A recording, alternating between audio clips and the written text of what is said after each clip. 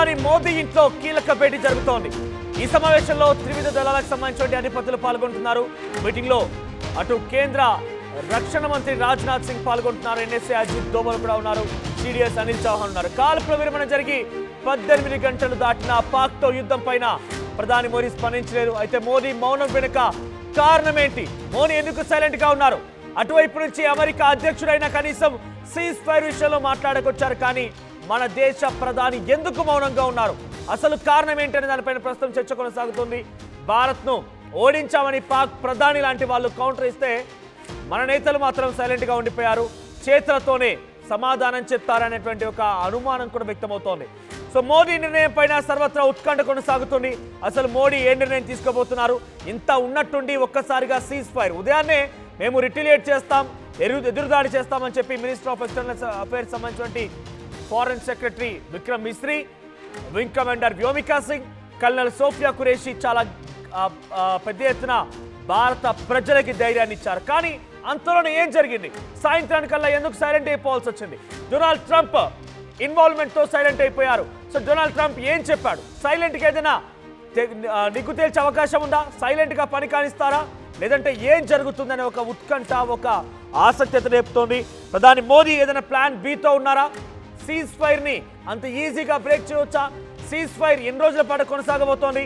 పాకిస్తాన్ తో మనకు ఎందుకు మౌనంగా ఉండాల్సి వస్తుంది? పాక్ ప్రధాని ఏమో భారత్ పైన ఘన విజయం సాధించాను, రఫేల్ యుద్ధ విమానాలను ఢీ కొట్టామంటున్నాడు. ఇంకొక మంత్రి ఏమో గుస్కే మారే అంటున్నాడు. ఇంకొకడేమో 130 అణుబాంబులు ఉన్నాయంటున్నాడు. ఇట్లా రకరకాలుగా మాట్లాడుతుండగా ప్రధాని మోదీ ఎందుకు సైలెంట్ అయిపోయారు? ఏదైనా ప్లాన్ బితో ఉన్నారా? ఏదైనా సడన్ గా మరొక బిగ్ బాంబ్ పేల్చబోతున్నారా? ఒక బిగ్గెస్ట్ న్యూస్ తో రాబోతున్నారా? ఇలా అన్ని రకాలుగా అనుమానం వ్యక్తమవుతోంది. ప్రస్తుతానికైతే కీలక భేటీ జరుగుతోంది. 18 గంటలు అయిపోయినా కూడా ఇంకా మోడీ స్పందించకపోవడం పైన రాజకీయంగా కూడా విమర్శలు ఎదుర్కొంటున్నారు. ఏకంగా బీజేపీ ఎంపీ సుబ్రహ్మణ్యన్ కూడా ఓ కామెంట్ చేశారు. ట్రంప్, మనం దేశం ఎక్కడి నుంచి ఆయిల్ కొనాలనేది ట్రంపే డిసైడ్ చేయాలి. మన దేశం ఎంతలా టారిఫ్ ఇంపోజ్ చేయాలనేది ట్రంపే డిసైడ్ చేయాలి. మన దేశం ఏం తినాలన్నా ట్రంపే డిసైడ్ చేయాలి. ప్రతిదీ ట్రంపే డిసైడ్ చేయాలంటే మోదీ ఏకంగా ట్రంప్కి సరెండర్ అయిపోయారా అంటూ కూడా ఏకంగా సొంత పార్టీ ఎంపీలే కామెంట్ చేస్తున్నారు, ట్వీట్ చేస్తున్నారు. ఈ రకమైన విమర్శ ఎదుర్కొన్న మోదీ ఎందుకు సైలెంట్గా ఉన్నారు? ఇప్పుడిదే అందరి మధ్యలో ఉన్నటువంటి ఆలోచన, ఇప్పుడిదే అందరిలో ఆసక్తి రేపుతున్నటువంటి ఒక అంశం. సైలెంట్గా పాకిస్తాన్ని ఏం చేయబోతున్నారు? లేదంటే సైలెంట్గా ఉండిపోతారా? ఇక పాకిస్తాన్ భారత్ మధ్య యుద్ధానికి సంబంధించి ముగింపు పలికినట్టయినా డొనాల్డ్ ట్రంప్ చాలా క్లియర్గా సీజ్ ఫైర్ గురించి మాట్లాడుకొస్తూ ఆయన 1000 ఏళ్ల పాటుగా ఇంకా కశ్మీర్ కోసం 2 దేశాలు కొట్లాడినా కూడా దాని సమస్యని నేనే పరిష్కరిస్తాను, ఇరు దేశాలకు మద్దతుగా ఉంటాను, ఇరు దేశాలతో ట్రేడ్ కొనసాగిస్తున్నారని రకంగా మాట్లాడుకొచ్చారు. మరి అంతలా పాకిస్తాన్ని భారత్తో పోలుస్తుంటే మోదీ ఎందుకు మౌనంగా ఉన్నారు? ఏకంగా గతంలో ఆయన ముఖ్యమంత్రిగా ఉన్నప్పుడు నాకు గుర్తుంది, ఆయన ఒక నేషనల్ మీడియాకి ఇచ్చిన ఇంటర్వ్యూలో మీరు రేపటి రోజున ప్రధాని అయితే నేషనల్ వైడ్గా వచ్చేటువంటి ప్రెజర్ని ఎలా తట్టుకుంటారంటే దెర్ ఇస్ నథింగ్ మ్యాటర్. మన దేశంలో ఉన్నటువంటి జనాభా 100 కోట్లు. అప్పుడు 2014 కంటే మునుపు ఆయన ఇంటర్వ్యూలో మాట్లాడుతూ మన దేశ జనాభా 100 కోట్లు అయితే గీతే మనమే ఇతర దేశాలపైన ప్రెజర్ పెట్టాలి, కానీ మన పైన ఇవ్వడండి ప్రెజర్ పెట్టేవాడని రకంగా మాట్లాడినటువంటి మోదీ ఆ ధైర్యం, ఆ తెగింపు, ఆ మనోస్థైర్యం ఇప్పుడు ఎక్కడ పోయాయి? ఈ రకంగా ఎందుకు మౌనంగా ఉంటున్నారు రకం కూడా సోషల్ మీడియాలో పెద్ద ఎత్తున చర్చ కొనసాగుతుంది. దీనికి సంబంధించి మరిన్ని అప్డేట్స్ మా ప్రతినిధి సీనియర్ జర్నలిస్ట్ కృష్ణమోహన్ సిద్ధంగా ఉన్నారు. ఎస్ కృష్ణమోహన్, మోదీ అంటేనే ధైర్యం, మోదీ అంటేనే గ్లోబల్ లీడర్, మోదీ అంటేనే ప్రపంచ దేశాలకెల్లా ఒక సుపరిచితం అనే రకం పేరు నుంచి ఈరోజు సీజ్ ఫైర్ తర్వాత మోడీ పైన ఉద్దేశం మొత్తం కూడా సోషల్ మీడియా వేదిక కానివ్వండి దేశ విదేశాల్లో మారిపోతుంది. అంటే ఇది డెఫినెట్గా మన ప్రజలు ఇబ్బంది పడకూడదని ఒక నిర్ణయంలో భాగంగా అయి ఉంటుంది బహుశా. కానీ పాకిస్తాన్ ప్రధాని మేము భారతదేశంపై గెలిచాం, రఫేల్ యుద్ధ విమానాలని మేము పేల్ చేసాం, వాళ్ళ ఎయిర్ బేస్ని పేల్ చేసాం, గుస్కే మారే అని ఒకడంటే ఇంకొకటేమో భారతదేశం ఓడిపోయిందని ఇంకోటి అంటున్నాడు. సంబరాలు జరుపుకుంటున్నారు. ఏకంగా నవాజ్ షరీఫ్ అయితే భారత్పై పాకిస్తాన్ ఘన విజయం అంటూ ట్వీట్ చేస్తున్నారు. సో ఈ రకమైనటువంటి వ్యాఖ్యలు పాకిస్తాన్ వైపు నుంచి వస్తుంటే మన ప్రధాని ఎందుకు మౌనంగా ఉన్నాడు? ఏదైనా మరొకమైనటువంటి వ్యూహరచన చేస్తున్నాడా? ఎలా చూడాలి? బేసిక్ గా భారత ప్రధాని Narendra Modi please continue. Hello, వినపడుతుందా? Hello, S Krishnamohan please continue. Yeah, Narendra Modi Bharat కి ప్రధాని పగ్గాలు చేపట్టిన తర్వాత ఇంత తీవ్ర స్థాయిలో నరేంద్ర మోడీ మీద విమర్శలు ట్విట్టర్ మీదుగా భారతదేశ ప్రజలు పూర్తిగా కూడా చేస్తున్న పరిస్థితి ఇప్పుడు దాకా ఎప్పుడు జరగల. ఎందుకంటే నేను సాయంత్రం సడన్ గా నిర్ణయం తీసుకోవడం సీజ్ ఫైర్ ని ఆపుతున్నామని, అది కూడా వితౌట్ నోటీస్, కనీసం చర్చలు లేవు, ఏమీ లేవు. మనకంటే ముందు కూడా ట్రంప్ దాన్ని ట్వీట్ చేసిన 5 నిమిషాల్లోనే మిస్టర్ వచ్చి 5 గంటలకే సీజ్ ఫైర్ ని ప్రకటించాం, కాల్పులు విరమణ జరిగింది. కానీ దాని తర్వాత కరెక్ట్ గా ఒక 2-3 గంటల్లోనే పూర్తిగా కూడా పాకిస్తాన్ మళ్ళీ విరుచుకుపడి ఇండియా మీద దాడులు నిర్వహించింది. ఇప్పటికీ దాదాపుగా 18 గంటలు గడుస్తుంది. ఈ 18 గంటలు గడుస్తున్నా ఇప్పుడు దాకా భారత ప్రధాని నుంచి కావచ్చు, లేకపోతే భారత విదేశాంగ మంత్రి దగ్గర నుంచి కావచ్చు, రక్షణ శాఖ మంత్రి దగ్గర నుంచి కూడా ఎటువంటి ఒక చిన్న స్టేట్మెంట్ కూడా ఇప్పుడు వరకు వచ్చిన పరిస్థితి లేదు. జయశంకర్ అయితే కొద్దిగా మాట్లాడారు కానీ మిగతా ఎవరు కూడా మాట్లాడకపోవడం పట్ల పూర్తి స్థాయిలో పెద్ద ఎత్తున ప్రధాని విమర్శలు ఎదుర్కోవాల్సిన పరిస్థితి అయితే మనం స్పష్టంగా చూస్తున్నాం. చాలా రకాలుగా చివరకు ఆయన ఆయన ఎంపీలు కూడా ఆయన్ని విమర్శించే స్థాయికి వచ్చిన పరిస్థితి అయితే ఉంది. అయితే దీని వెనకాల చాలా విమర్శలు అయితే కనపడుతున్నాయి. చాలా కొత్త కోణాలని ఈ రోజు ప్రభుత్వం ఎదుర్కోవాల్సిన పరిస్థితి. ఒకవైపు పాకిస్తాన్ ప్రధాని క్లియర్ గా మనం భారత్ మీద గెలిచామని చెప్పి అంత పెద్ద స్టేట్మెంట్ ఇచ్చిన తర్వాత కూడా, అఫీషియల్ గా ఆయన ఒక స్టేట్మెంట్, ఒక మీటింగ్ పెట్టి మరీ స్టేట్మెంట్ ఇచ్చిన తర్వాత కూడా ఇప్పటి వరకు భారతదేశం నుంచి ఎటువంటి ఒక చిన్న స్టేట్మెంట్ కూడా ప్రధానంగా మోడీ దగ్గర నుంచి ఎటువంటి ఒక స్టేట్మెంట్ రాకపోవడం అనేది ఇప్పుడు తీవ్ర స్థాయిలో ఉంది. మరోవైపు ట్రంప్ ఈ రోజు ఉదయాన్ని కూడా ఇంకొక స్టేట్మెంట్ చేశారు. 1000 సంవత్సరాలుగా పూర్తిగా 1000 సంవత్సరాలు పూర్తి అయినప్పటికీ కూడా వీళ్ళు కానీ సమస్యను, కాశ్మీర్ సమస్యను నేనే పరిష్కరిస్తాను, ఈ 2 దేశాలకు సంబంధించి మనం ఈ యుద్ధాలన్నీ ఆపేసి వ్యాపారాలు చేసుకుందాం, శుద్ధంగా మనం వ్యాపారం మీద పడతామని చెప్పి ఆయన చేసిన స్టేట్మెంట్ కూడా భారత ప్రజలు రిసీవ్ చేసుకోవట్లేదు. భారత ప్రజలు ఎందుకు రిసీవ్ చేసుకోవట్లేదు అంటే, గడిచిన డికేట్స్ గా మనం కానీ చూసుకుంటే ఇప్పటి వరకు పాకిస్తాన్ ఉగ్రవాదుల సంస్థల వల్ల ఇండియా పబ్లిక్ ఏ విధంగా నష్టపోయారు, ఎంతమంది బలిదానం అయ్యారు, ఎంతమంది ప్రాణాలు పోగొట్టుకోగలిగారు. మనం ప్రాణాలు పోగొట్టుకున్నప్పుడు ప్రతి జవాను ఇంటికో లేకపోతే సామాన్య పబ్లిక్ ఎంతమంది చనిపోయారు. ఇక జవాన్ల విషయం చూసుకుంటే కొన్ని వందల మంది ఇప్పుడు దాకా తన భారతదేశం కోసం వాళ్ళ ప్రాణాలను త్యాగం చేయాల్సిన పరిస్థితి వచ్చింది. అయితే ఇప్పటికీ దీనికి సంబంధించి మనం ఆపరేషన్ సింధూర్ అని పేరైతే పెట్టాం. కానీ ఈ ఆపరేషన్ సింధూర్ పేరు పెట్టిన తర్వాత కూడా మనం ఏమనుకున్నాం, మొదట 2-3 రోజుల్లో ఏదైతే పుల్వామా దాడిలో 28 మంది చనిపోయారో వాళ్ళ బొట్లు కోల్పోయారో, భర్తలు చనిపోవడంతో శ్రీమూర్తులు వాళ్ళ బొట్లను కోల్పోయారు. సో ఆ నేపథ్యంలో అంటే ఇప్పుడు మోదీ వెనకడుగు వేస్తున్నారని భావించాలా? అంటే మోదీ మన దేశ ప్రజలు ఇబ్బంది పడుతున్నారు, మన జవాన్లు వీరమరణం పొందుతున్నారు.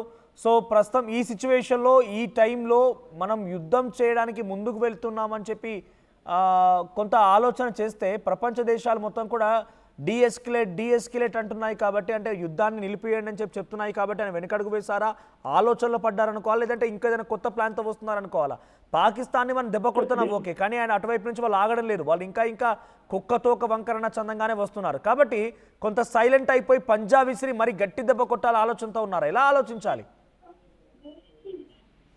నాకు బేసిక్ గా ఈ టాపిక్ లోనే కన్వే, ఈ టాపిక్ సంబంధించి మనం కూడా మాట్లాడుతున్నాం. బేసిక్ గా ఇక్కడ జరుగుతున్న సమస్య ఓవరాల్ గా భారత ప్రజలు ఏం మాట్లాడుకుంటున్నారు, భారత దేశం ఏం చెప్పబోతుంది అనే దాని మీద. ఎస్, డెఫినెట్ గా యుద్ధానికి కోరుకోవాలనేది ఎవరు కోరుకోవడం లేదు, యుద్ధం జరగాలి అనేది లేదు, కొన్ని వందల మంది ప్రాణాలు పోవాలని ఎవరు కోరుకోవడం లేదు. కాకపోతే పాకిస్తాన్ కి సరైన గుణపాఠం చెప్పాలి, గట్టిగా చెప్పాలి. అది చెప్పేదేదో చాలా గట్టిగా చెప్పుంటే బాగుండేది అనేది కదా ఇక్కడ సమస్య. ఇప్పుడు వరకు కూడా నిన్న రాత్రి నుంచి కూడా ఒకవేళ సరే కాల్పల ఒప్పందం అన్నారు, విరమణ అన్నారు, సీజ్ ఫైర్ చేశాం. సీజ్ ఫైర్ చేసిన తర్వాత కూడా పాకిస్తాన్ నిన్నటి నుంచి రాత్రి నుంచి కాల్పులు జరుపుతూనే ఉంది. ఈ రోజు ఉదయం కూడా కొన్ని ప్రాంతాల్లో జరిపిన ఒక సమాచారం కూడా. కానీ అయినా ఎందుకు భారత్ తిరిగి ఈ వ్యవహారం మీద మౌనం వహిస్తుంది అనేది కదా సమస్య. దీని వెనకాల ఏదైనా గేమ్ ఉందా, దీని వెనకాల చర్చ ఏమైనా ఉందా, ప్లాన్ బి ఉందా, లేకపోతే మీరు చెప్పినట్టుగా ప్రధానమంత్రి మోడీ తన ఆలోచనలు ఏమైనా మార్చుకోబోతున్నాడా, లేదు మన మీద ఏమైనా ఒత్తిడి ఉందా, ఎక్కడ ఎవరి వల్ల ఒత్తిడి వస్తుంది? ఇప్పుడు సుబ్రహ్మణ్యం స్వామి కూడా డైరెక్ట్ గా అడిగేది డైరెక్ట్ గా క్లియర్ గా ఏం చెప్తున్నారు, అదాని చెప్పిన దాంట్లోనే ఇప్పుడు ట్రంప్ కూడా పనిచేస్తున్నారు. ట్రంప్ అంటే అదాని అమెరికాలో చాలా వేల కోట్ల రూపాయలు పెట్టుబడి పెట్టున్నారు. ఆ నిమిషంలోనే ట్రంప్ కూడా మనం ఎక్కడ ఆయిల్ కొనాలన్నా, ఎక్కడ జెట్లు కొనాలన్నా, లేకపోతే ఇంకోటి కొనాలన్నా పూర్తిగా కూడా అమెరికా చెప్పినట్టుగానే మనం వినాల్సిన పరిస్థితి వస్తుంది. అటువంటి పరిస్థితుల్లో ఇప్పుడు ఎందుకు ఈ వ్యవహారాన్ని ఇంత ఇది అందరూ ఆలోచించాలని చెప్పి ఆయన కూడా కోరుతున్న పరిస్థితి. అంటే ఇక్కడ జరుగుతున్న ప్లాన్ లో ఈ రోజు మీటింగ్ అయితే ఇంట్లో జరుగుతుంది. మీటింగ్ జరుగుతుంది, ఇరు దళాల భక్తులు వచ్చారు. తర్వాత కేంద్ర రాష్ట్ర మంత్రులు అక్కడ తెలుస్తా దాంట్లో పాల్గొన్నారు. కాన్ఫిడెన్షియల్ గానే మీటింగ్ జరుగుతుంది. కానీ పబ్లిక్ మూడు అర్థం చేసుకోవాలి. పబ్లిక్ మనల్ని ఇప్పుడు దాకా ఊహించిన ఒక 4 రోజుల ముందు దాకా మనం ఊహించిన లెక్క ఒక్కసారిగా నిన్న సాయంత్రంతో తేడా జరిగిపోయింది. ఆ తేడాని డైజెషన్ చేసుకునే మూమెంట్ లో పబ్లిక్ ఓకే మీడియా ఛానళ్ళు కొన్ని మోడీ వల్లనో లేకపోతే ఇంకో దాని వల్లనో కన్ఫర్మ్ అవుతాయి, లేకపోతే వాళ్ళు చెప్పినట్టు చేయాలనుకుంటే చేస్తాయి. కానీ ఆ ఛానళ్ళు కూడా ఇప్పుడు తిరిగి ట్రంప్ ఎవరు మాట్లాడుకునేంత పరిస్థితి వచ్చారు. ట్రంప్ చెప్తే మనం వినాలా అనే స్థాయికి వాళ్ళు కూడా మాట్లాడుతున్న పరిస్థితి. బట్ ఏదేమైనా ఈ రోజు జరిగిన ఒక డెసిషన్ మాత్రం అయితే పబ్లిక్ కి కావాల్సింది ఏంటంటే ఓకే మీరు సీజ్ ఫైర్ తీశారు, ఏం డెసిషన్ తీసుకున్నారు, భారత్ కి మీకు మధ్య జరిగిన ఒప్పందం ఏంటి, అసలు ఏం కోల్పోయాం ఇప్పుడు దాకా, ఈ 3 రోజుల వల్ల మనం సాధించింది ఏంటి, మనం కోల్పోయింది ఏంటి, ఈ వ్యవహారాలన్నీ కూడా తెలియాలి కదా. ఈ వ్యవహారం అఖిలపక్షం అదే కోరుతుంది. అఖిలపక్షం ఏం చెప్తుంది, మీరు ఈ 4 రోజులు జరిపిన దాడుల్లో పాకిస్తాన్ ఏం కోల్పోయింది, లేదు మనం ఏం కోల్పోయాం, లేదు మనం ఏం సాధించాం, ఈ విషయాలు తెలియాలి కదా. ఈ విషయాల్ని ఎలా చెప్తారు, ఎందుకు చెప్పలేకపోతున్నారు, ఇప్పుడు దాకా ఈ వ్యవహారాన్ని ఎందుకు మౌనంగా ఉండాల్సిన పరిస్థితి ఉంది. ఇది ఇప్పుడు చాలా సీరియస్ గా జరుగుతున్న ఇష్యూ. ఇది చాలా కాంట్రవర్సీలోకి వెళ్తుంది, చాలా దూరం వెళ్తుంది. ప్రింట్ లాంటి ఒక పత్రిక రాసిన కొన్ని ఆర్టికల్స్ చూస్తే నిజంగానే అమెరికా ఈ వ్యవహారంలో మనకి బ్యాక్ అండ్ చేసిందా, బ్యాక్ స్టెప్ చేసిందా, మనకి కొంత వెనక నుండి మనతో బాగున్నట్టుగానే కుట్ర చేసిందా అనే కథనాలు కూడా చాలా వరకు వస్తున్నాయి. ఇవన్నీ కూడా కొంత సీరియస్ గా రాబోయే రోజుల్లో చాలా దూరం వెళ్లే పరిస్థితి కూడా ఉంది. కేవలం భారత ప్రధాని ఈ వ్యవహారం మీద చాలా విమర్శలు ఎదుర్కొనే పరిస్థితి నిన్నటి నుంచి చూసుకుంటే సోషల్ మీడియా మొత్తం ఎక్స్ కావచ్చు, సోషల్ మీడియా కావచ్చు, ఎక్కడ చూసినా భారత ప్రధాని మీద అంత సీరియస్ గా విమర్శలు ఎప్పుడు రాదు. అంటే ఆయన మీద అంత నమ్మకం ఉంది. ఆయన విదేశాల్లో ఉన్న మన భారతీయులు కూడా భారత ఈసారి ఖచ్చితంగా మోడీ పాకిస్తాన్కి తగిన గుణపాఠం చెప్తారు అనే ఒక ధైర్యం ఉంది, ఆ కాన్ఫిడెన్స్ ఉంది. అటువంటిది సడన్ గా ఆ మిడిల్ డ్రాప్ కావడంతో ఈ వ్యవహారాన్ని మీద మోడీ తీవ్రమైన విమర్శలు, ఎప్పుడూ లేని బీజేపీ గవర్నమెంట్ ఈసారి అంత తీవ్రమైన విమర్శలు. అందులో పాకిస్తాన్ విషయం మామూలుగా సాధారణంగా పాకిస్తాన్ భారత్ క్రికెట్ మ్యాచ్ ఆడితేనే ఒక చిన్న ఆటలోనే పాకిస్తాన్ భారత్ ఓడిపోతేనే జీర్ణించుకోలేని పరిస్థితి, ఒక రోజంతా నిద్రపోరు భారత ప్రజలు. అటువంటి సిచ్యువేషన్ ఉన్న దీంట్లో ఇంత దూరం వెళ్ళిన తర్వాత ఎందుకు బ్యాక్ వేసేది అనేది చాలా సీరియస్ గా ఆలోచించుకోలేదు. మనం ఏదో మనం మాట్లాడుకునే దానికంటే కూడా భారత పబ్లిక్ ఏమంటుంది, ప్రజలు ఏం మాట్లాడుతున్నారు, ప్రజలు ఎందుకు దీన్ని సీరియస్ గా తీసుకుంటున్నారు, ఈ వ్యవహారం మీద ఎందుకు ఇంత విమర్శలు వస్తున్నాయి, 1971 నుంచి ఇప్పుడు దాకా ఏం జరిగింది, ఎన్నిసార్లు అటాకులు జరిగాయి, తర్వాత 1999లో ఏం జరిగింది, వరుసగా జరుగుతున్న కార్గిల్ తర్వాత ఏం జరిగింది, ఈ ఇష్యూస్ అన్ని కూడా ప్రజలు రీబ్యాక్ చేసుకుంటున్నారు, రీకలెక్ట్ చేసుకుంటున్నారు. ఇప్పుడు మర్చిపోయిన సంఘటనలన్నింటినీ కూడా తిరిగి గుర్తుకు చేసుకునే ప్రయత్నం చేస్తున్నారు. సో ఇట్లాంటి సంఘటనలు జరుగుతున్నప్పుడు కొంత ప్రభుత్వం కూడా నిన్న మాత్రం తీసుకున్న 3 డిసిషన్స్ చాలా వరకు కూడా ఇష్టం లేకనా లేకపోతే ఇష్టంతో లేదు, ఇంకొక ప్లాన్ ఆఫ్ యాక్షన్ ఉండాలి.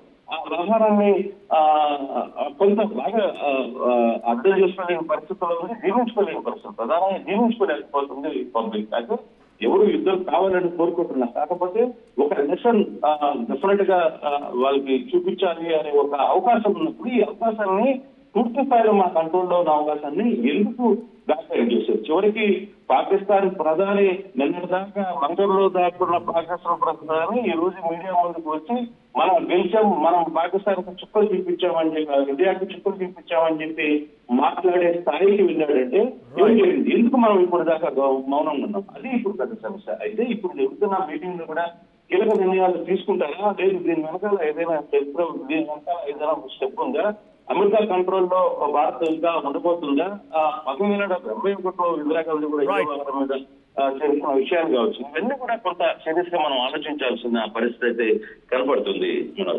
Right Krishnamohan, thank you for the update. So మొత్తం మీద మోదీ సైలెంట్ వెనుక మరొక వ్యూహం ఉందనేది పెద్ద ఎత్తున భారతదేశ ప్రజలుగా భావిస్తున్నారు. ఎందుకంటే నిన్నటి వరకు ఆపరేషన్ సింధూర్ పేరిట ఎవరైతే మహిళల నుదుటినటువంటి ఆ సింధూరాన్ని పాకిస్తాన్ ఉగ్రవాదులు భారత మహిళల నుదుటినటువంటి ఆ సింధూరాన్ని తుడిచివేశారో ఆ సింధూర్ పేరుతోనే ప్రస్తుతం ఆపరేషన్ రంగంలోకి దించేసి ఉగ్రవాద స్థావరాలను మట్టుపెట్టడం, ఎయిర్ బేస్లని కుల్లగొట్టడం, పెద్ద ఎత్తున ఆయన వ్యూహాత్మకంగా భారత ఆర్మీకి ఫ్రీ హ్యాండ్ ఇచ్చేసి ముందుకు వెళ్లారు. ఇప్పుడు కాస్త ఆయన సైలెంట్ అయిపోయిన నేపథ్యంలోనే పెద్ద ఎత్తున రాజకీయంగా కూడా విమర్శలు ఎదుర్కొంటున్నారు. మోడీ అటు ట్రంప్కి సరెండర్ అయిపోయారనే రకంగా కూడా పెద్ద ఎత్తున సంచలనంగా మారింది. ఒకసారి సుబ్రమణ్యన్ స్వామి బీజేపీ ఎంపీ ట్వీట్ చూద్దాం, ఆయన ఏం చెప్పారో. So Trump decides where India should purchase oil, Trump decides from where should we purchase fighter jets, Trump decides from where, how much tariff should we impose, Trump decides whether India should allow Tesla or not, Trump decide whether India should declare a war or not. So everything is decided by Trump. Modi is surrendered to Trump అంటూ కూడా ఆయన tweet చేశారు. అంటే దీని అర్థం Trump decide చేస్తారు మనం ఎక్కడ ఆయిల్ కొనాలనేది, ట్రంప్ డిసైడ్ చేస్తారు మనం ఎక్కడ ఫైటర్ జెట్స్ కొనాలనేది, ట్రంప్ డిసైడ్ చేస్తారు మనం ఎంత టారిఫ్ విధించాలనేది, ట్రంప్ డిసైడ్ చేస్తారు మనం టెస్లాని లోపలికి మన భారతదేశంలోకి రానివ్వాలా వద్దా అనేది, ఇక ట్రంప్ డిసైడ్ చేస్తారు మనం యుద్ధానికి వెళ్ళాలా వద్దా అనేది. ఏకంగా మోదీ కాదు ట్రంపే అన్ని డిసైడ్ చేస్తున్నారు అని చెప్పి కూడా ఆయన అర్థం వచ్చేలాగా ఈ ట్వీట్ చేశారు.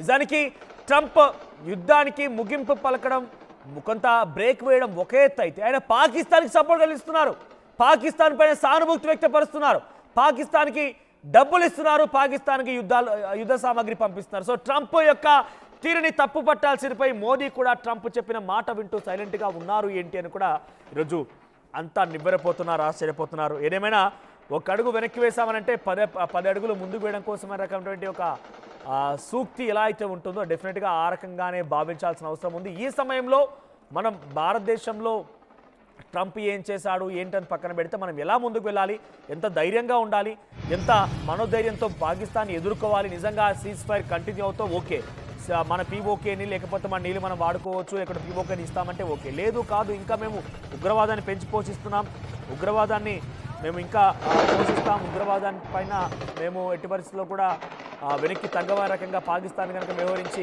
భారత్ పైన మళ్ళీ దాడులు చేయాల్సి వస్తే డెఫినెట్గా దానికి అంతకంతకు సమాధానం చెప్పాల్సిన అవసరం ఉంది. లేదనంటే పాకిస్తాన్ మరింతగా పేటరెగిపోయే అవకాశం ఉంది. ఎందుకంటే అమెరికా కూడా ఇండైరెక్ట్గా డొనాల్డ్ ట్రంప్ లాంటి వాళ్ళు సహకారం ఇస్తున్నారు. డొనాల్డ్ ట్రంప్ ఏకంగా పాకిస్తాన్కి నేను మళ్ళీ ట్రేడ్ కొనసాగిస్తానని చెప్తున్నారు, 2 దేశాలు ఒకటే అని చెప్తున్నారు ఆయన. సో డొనాల్డ్ ట్రంప్ సపోర్ట్ ఇస్తున్న నేపథ్యంలో పాకిస్తాన్ మరింతగా కూడా పేటరెగిపోయే అవకాశం ఉంది. డొనాల్డ్ ట్రంప్ ఇండైరెక్ట్గా సపోర్ట్ ఇస్తున్నారు. దట్ ది సేమ్ టైం భారతదేశాన్ని పాకిస్తాన్ రెండిని కూడా ఒకటే అన్నట్టుగా పోలుస్తున్నారు. Bharat and Pakistan are same అంటూ కూడా సంథింగ్ ఆయన అర్థం వచ్చే రకంగా మాట్లాడుతున్నారు. ఆ పోలిక కూడా నచ్చట్లేదు. నిజంగా కనీసం మనం పాకిస్తాన్తో పోల్చుకోవాలా, పాకిస్తాన్తో మనం భారతదేశాన్ని పోల్చుకోవాలా, ఆ పాపిస్టి పాకిస్తాన్లతో మనం భారతదేశాన్ని పోల్చుకునేటువంటి ఒక దౌర్భాగ్య పరిస్థితి మనకు వచ్చిందా? కానీ ఆయన ఆ రకంగా పోలుస్తున్నారు. మరి ఎందుకు మోదీ సైలెంట్ అయ్యారనేది కాస్త ఆసక్తి రేస్తుంది. ప్రస్తుతానికైతే త్రివిధ దళాల అధిపతులతో రక్షణ మంత్రితో ఆయన భేటీ జరుపుతున్నారు. ఆయన నివాసంలో ప్రస్తుతం మోదీ ఈ యొక్క భేటీలో ఉన్నారు. సో నిన్న కూడా చాలా అందరం ఆశ్చర్యపోయే విధంగా సీజ్ ఫైర్ అనే తెర మీదకి వచ్చింది. మరి ఈ రోజు భేటీలో ఎలా ఉంటుందో చూడాలి. నిన్న సాయంత్రం వరకు ఏం జరిగింది, నిన్న అర్ధరాత్రి వరకు కూడా పాకిస్తాన్ కాల్పులు జరిపిన విషయం పైన ఆయన ఆ అంశాలను ఆరా తీస్తూనే సీజ్ ఫైర్ కనుక బ్రేక్ అయితే ఏం చేయాలనే పైన కూడా ఆయన ప్రస్తుతం వారితో భేటీ జరుపుతున్నట్టు తెలుస్తోంది. చూద్దాం మరి ఏ క్షణమైనా కూడా ఒక బిగ్గెస్ట్ వార్త మళ్ళీ బయటకు వచ్చే అవకాశం ఉంది. మీరు అందరికంటే వేగంగా అథెంటిక్ ఇన్ఫర్మేషన్ని రాబట్టాలనుకుంటే ఆర్టీవీని ఫాలో అవ్వండి, ఆర్టీవీ లైవ్ యాప్ని డౌన్లోడ్ చేసుకోండి. వార్ సంబంధించి ప్రతి అప్డేట్ కూడా మీకు అందించే ప్రయత్నం ఆర్టీవీ చేస్తోంది. సో ప్రెజెంట్ నరేంద్ర మోదీ నివాసంలో, అధికారిక నివాసంలో ఈ భేటీ జరుగుతోంది. ఈ భేటీ తాలూకు ఆ దృశ్యాలను ఆర్టీవీ స్క్రీన్ పైన మీరు చూస్తున్నారు. రాజ్నాథ్ సింగ్ అందులో పాల్గొన్నారు. సిడిఎస్ అనిల్ చౌహాన్, అజిత్ దోవల్, ఎన్ఎస్ఏ అజిత్ దోవల్తో పాటుగా త్రివిధ దళ అధిపతులు కూడా ఉన్నారు. సో ప్రస్తుతం ఈ భేటీ ఎక్కడికి దారి తీస్తుంది, ఎటువంటి డెసిషన్ తీసుకుంటారో చూడాలి.